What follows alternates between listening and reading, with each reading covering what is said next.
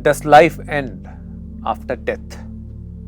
Are our departed ancestors mere shadows of our imaginations? Every ancient culture that existed before the times of Emperor Constantine would say no. The Japanese still observe Bon, a festival to honor and revere the ancestors. The Koreans observe Chisok, a festival to honor their ancestors. The Chinese observe Kinmen, a day to clean the tombs of their ancestors and offer their gratitude.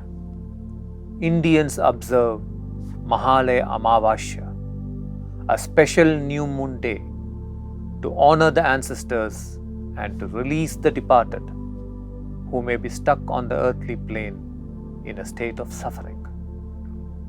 Even in the West, Egyptian civilization believed in life after death. Large part of Jews believed in reincarnation according to Gnostic Gospel and the Dead Sea Scrolls. Early Christianity too believed in reincarnation and life after death. If you looked at the perception of life as an unending stream of consciousness, without birth, without death, your current experience of life itself becomes very sacred. The people you meet in your life, you know, are people with whom you have shared lifetimes of connection. That you know you have a shared journey, a shared mission to accomplish on this planet. You have a shared evolution to achieve in this lifetime.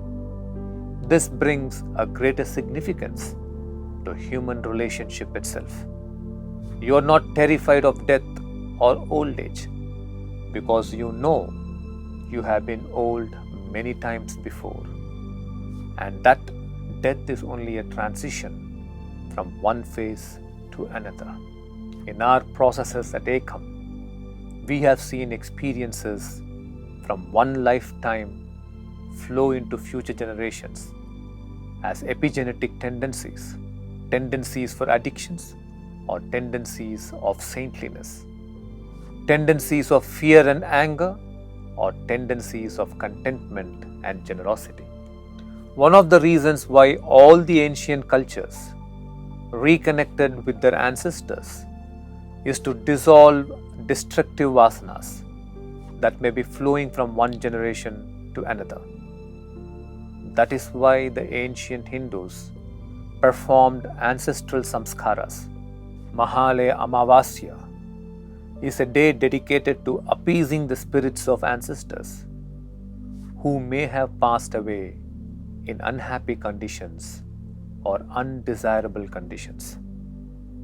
It is for them to move on to light. Life does not end after death. If our ancestors lived peaceful lives, their experience in the afterlife will be peaceful. If they lived and died with violence, sadness, dejection and grief, then their afterlife is also filled with grief and even greater sadness. Their consciousness is stuck in the same experiences with which they lived while they were alive. They are stuck to the objects of attachment or hate. It is like being stuck in a nightmare without the ability to wake up. The ancient ceremonies worked more effectively once upon a time because the priests who did these ceremonies were people who could intuit the other worlds, and the general philosophy of the ancient people was one where life after death was a fact of existence, not a myth. Today you need more than a ritual. You need a spiritual experience that can substantiate these realities to you. That is why in the Ekam circles that the community of Ekam Mitras do world over, one of the gifts that is offered is releasing the departed. Thousands today have a first-hand experience of releasing the departed. They experience an instant liberation and instant emotional release when their departed move into the light in a state of peace.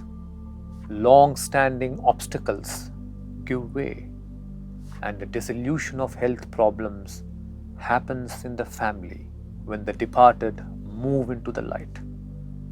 It is a stuck energy and a restless energy that has been cleared.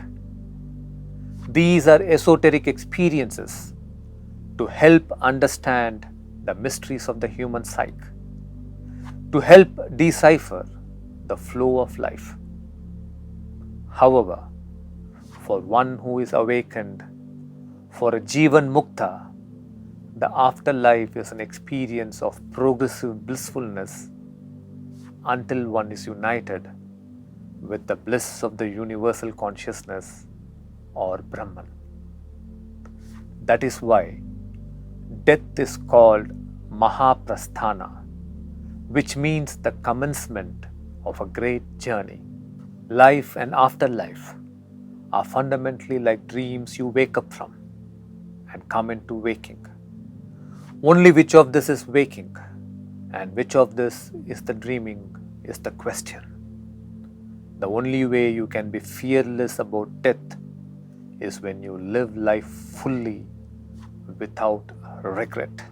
The only way you will be ready to embrace death when it comes knocking is when you love completely without reserve.